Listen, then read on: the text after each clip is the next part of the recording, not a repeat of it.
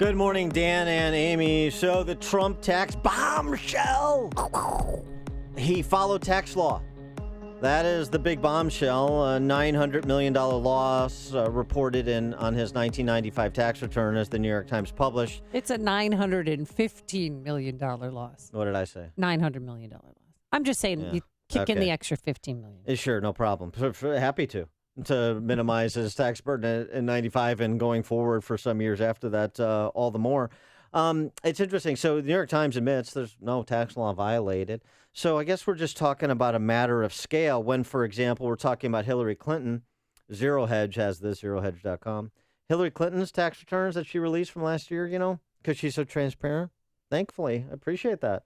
Page 17 of her tax returns from 2015, capital loss carryover of $700,000 to mitigate her tax liabilities.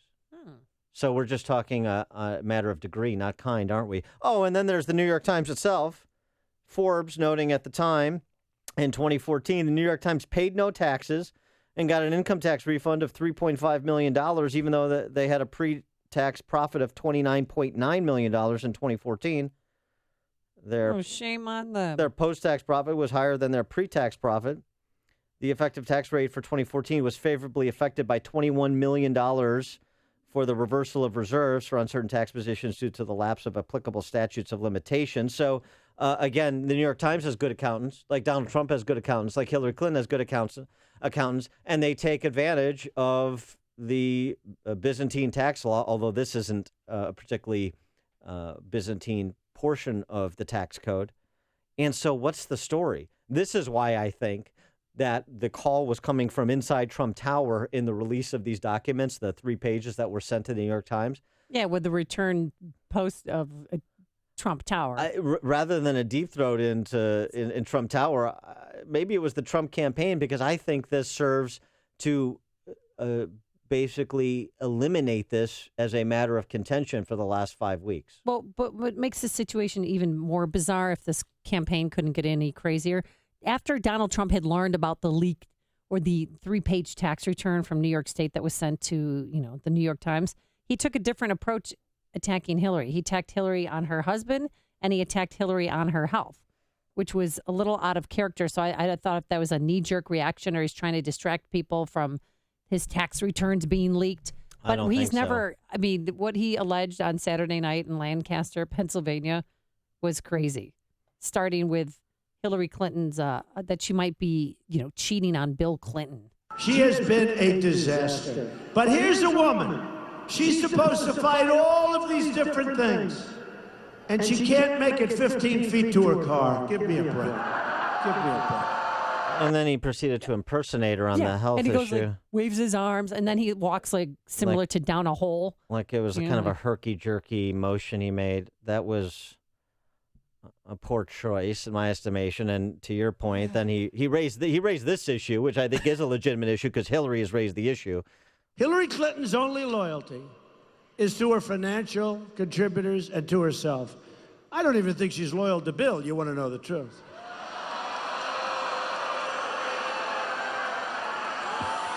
And really, folks, really, why should she be, right? Why should she be? I think the focus on her fidelity is about 15 degrees off. Just keep the focus where it is, on Bill Clinton's boorish, perhaps criminal conduct against women, and Hillary's conduct with respect to women against the standard for conduct with respect to women that Hillary has set forth. I think that's a legitimate issue because she's raised it, but why? Why does he? Because he can't help himself. I don't know if he's. What's wrong with him? But there's something. Somebody give him a policy speech to read off a teleprompter. Oh, and programming note: Juanita Broderick will be here at 7:37 this morning. And right now, we're happy to be joined by Ed Morrisey. He's the senior editor at HotAir.com and the author of the book Going Red. Ed, thanks so much for joining us. Appreciate it. Hey, it's great to be on with you guys. So here's my take, and you tell me if I'm got my tinfoil hat on too tight. My take is that both the tax documents that were released to the New York Times, as well as that Hillary Clinton audio that was hacked from a February fundraiser, which serves to paint Hillary in a pretty good light. I'm a centrist, and I have empathy for Bernie Sanders supporters, and this is supposed to be expository. boy, it wouldn't surprise me if those came from the respective campaigns because I think they serve the respective campaigns' interests fairly well. Well, I'm not sure about the tax returns serving the Donald Trump interest. I've heard that floated around. Apparently, it came from inside Trump Tower. It's almost like that. Remember that old horror movie? He's calling from inside the house. Yeah, right, exactly. But I'm not sure that that's really a big positive for Donald Trump. I think the best you can say about the tax returns is that he apparently complied with the law. But yeah, his whole reason for running, or the basis of his campaign, is his brilliance as a businessman, and it's difficult to explain that with a $916 million law. Actually, I don't think so at all. I don't think that's true at all. And in fact, in Art of the Deal, he wrote about his struggles in the real estate market, pointing to a homeless guy and said, I remember thinking that guy's worth almost $1 billion more than me. And so 20 years ago, in a down real estate market, he has poor performance, as a lot of real estate developers, up and down as the market goes. And 20 years later, he's running for president, and he's worth how many ever hundreds of millions or billions of dollars he's worth, and he complied with tax law, and he allows this issue to go away by saying, well, Hillary Clinton, she took a loss carry forward. The New York Times took a loss carry forward, and I'm the bad guy? I don't think so. Well, sure, Dan, but let's remember what happened with Mitt Romney when he released his tax returns. His tax returns showed that he paid about a 14% tax rate, which was exactly dead on for the type of income that he was getting. He was getting capital gains income, and 14% was basically a standard, if you will. But it became very difficult to explain to voters why he was paying 14% and they were paying 25%. And I think that you're going to run into the same thing. Is it explainable? Absolutely. Is it part of business? Absolutely. But it doesn't look good. And it's going to have people. The whole reason for releasing tax returns, and I'm a big advocate for dumping that idea, because all it does is it plays into class warfare. It's none of our business. The financial statements that are given to the FEC are sufficient to understand the wealth and position and the potential conflicts of interest that people who are running for office have. The tax returns are just nothing more than prurient interest into somebody else's business, and it really doesn't make any difference, because pretty much anything that's on a tax return is going to be explainable.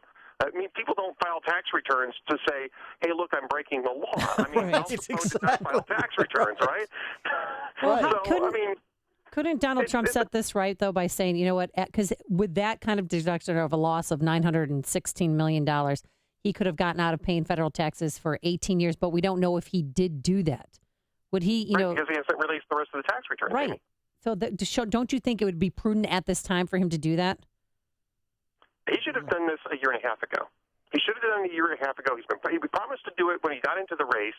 And this is the part where I don't think that the Trump campaign understands strategy very well. If you do it early, then you've lanced the boil. Whatever bad news is going to come out of those tax returns would have been old news by now. Nobody would be talking about it by now, because everybody would have been talking about it endlessly 18 months ago. And so now you're getting pushed into a position where you're going to have to release tax returns or not. Was it 6 weeks, 5 weeks before the election? 5 weeks before the election. Totally agree with that. Totally agree. It was something that could have been dealt with and dispatched months and months ago, even if he didn't want to do it right out of the gate as a kind of an outsider candidate and didn't want to risk negatively impacting his campaign right at the outset. Certainly after he secured the nomination, that would have been the time to do it. I completely agree with that. Let me ask you about the Hillary piece, though, the audio that's released. And then Bernie Sanders, nicely choreographed, goes on Sunday talk shows to say, no, what Hillary Clinton said about my supporters is exactly right, and she's got her finger on the pulse, and that's why Bernie supporters should vote for her and not Gary Johnson. That seemed nicely orchestrated to me. I think that was basically backfill. If I remember correctly, that clip originated with the Free Beacon, and that wasn't even really with the focus of the Free Beacon's the nuclear program. Was the nuclear program, right? Which is a disturbing, if very esoteric issue. Her position on that is disturbing because they're more focused on national security anyway. It was Mediaite that highlighted the part where she said that the Bernie Sanders voters were basement dwellers, which is really kind of taking it out of context, because when you listen to it, she's talking about the fact that that the economy has left them without options, Right. and that's the thing that she wants to fix. I don't know that necessarily came out of the campaign because it's not a good clip no matter what happens, but I think that they've responded to it well. I still think it's sort of a mild version of the 47% thing where you can put all the content, or maybe even better, binders full of women.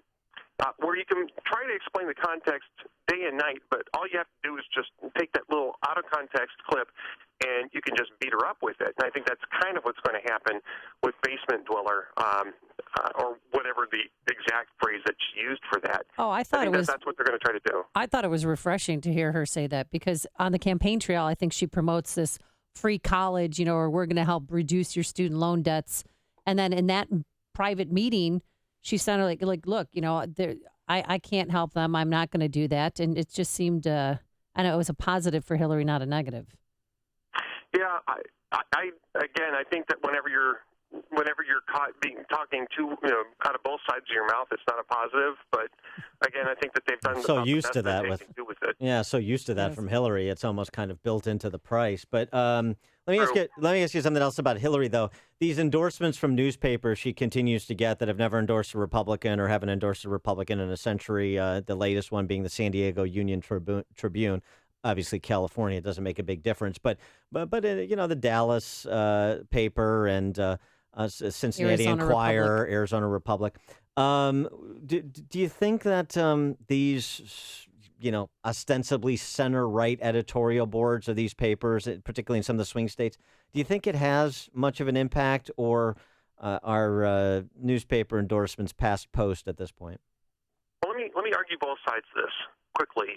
One is I think that it adds to the perception that Donald Trump is such an outlier that he can't be trusted because literally nobody's backing this guy in the normal media establishment who would normally back Republicans. The opposite side, the flip side of that, is that Donald Trump is an outsider. He's a disruptor. He's somebody who's going up against the establishment.